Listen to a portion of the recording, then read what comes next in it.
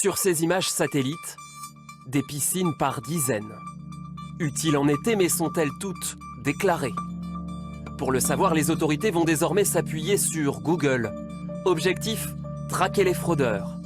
Un géant américain qui travaille pour le fisc français, une nouveauté loin de faire l'unanimité. Je trouve ça un peu étonnant comme méthode. Ça me paraît un peu trop. Je pense qu'il y a peut-être d'autres sujets en ce moment qui sont un peu plus graves.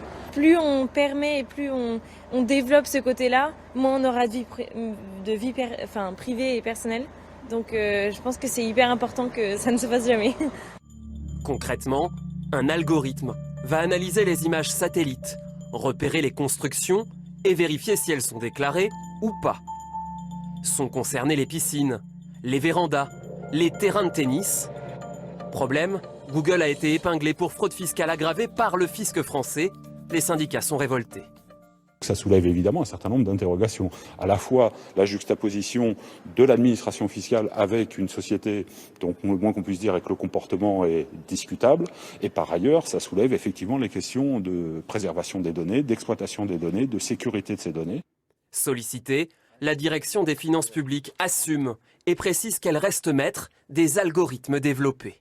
Seules les photographies aériennes font l'objet d'un traitement à l'exclusion de toute autre donnée foncière et fiscale. Le projet devrait coûter 12 millions d'euros selon les syndicats. L'algorithme est actuellement en phase de déploiement dans plusieurs départements.